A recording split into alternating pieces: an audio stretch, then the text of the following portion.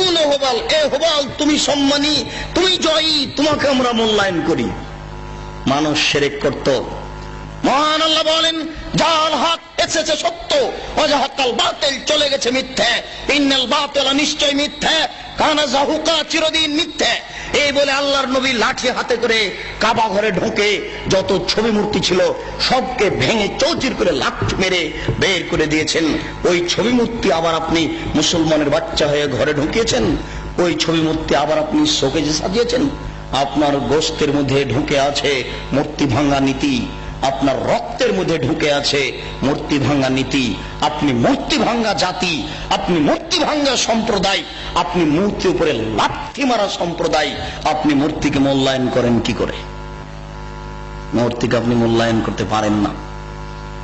পরের অংশটুকুর সংক্ষিপ্ত কথা, রাসূল সাল্লাল্লাহু আলাইহি সাল্লাম এক বৈঠকে বলেন, লানাল্লাহু মান আওয়া মুহদাসান, কেউ যদি বিদআতকে আশ্রয় দেয় তাহলে তার উপরে অভিশাপ। রাসূল সাল্লাল্লাহু আলাইহি সাল্লাম এক বৈঠকে বলেন, মান আওয়া মুহদাসান লা ইউকবালু আনহু আদল ওয়া সারফ, কেউ যদি বিদআত করে তাহলে তার নফল ইবাদত কবুল হবে না, ফরজ ইবাদত কবুল হবে না। রাসূল সাল্লাল্লাহু আলাইহি সাল্লাম এক বৈঠকে বলেন, লাউ কানা মূসা হাইয়া, আজকে যদি মূসা আলাইহিস সালাম জীবিত হন, ও আদরাকা মিন নবুয়তি, আর মূসা আলাইহিস সালাম যদি আমার নবুয়ত পান তাহলে আমাকে মেনে নেওয়া ছাড়া তার কোনো গত্যন্তর থাকবে না, আমাকেই তাকে মেনে নিতে হবে। রাসূল সাল্লাল্লাহু আলাইহি সাল্লাম এক বৈঠকে বলেন, মান আমিলা আমালান লাইসা আলাইহি আমরুনা ফাহুয়া রাদ্দুন, কেউ যদি এমন কিছু করে যেটা আমার শরীয়তের অন্তর্ভুক্ত নয় তাহলে তা হবে পরিত্যাজ্য ইবাদতের জগতে।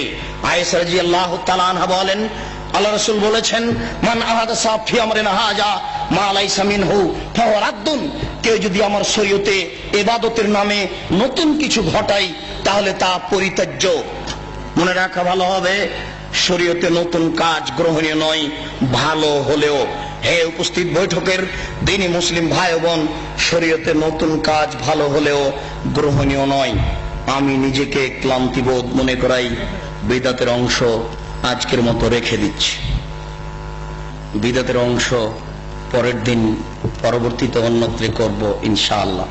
সেদিন শুধুমাত্র বিদআতের আলোচনায় শোনাবো। আজকে আলোচনার এই অংশে এসে বলছি, মনে কিছু নিয়েন না।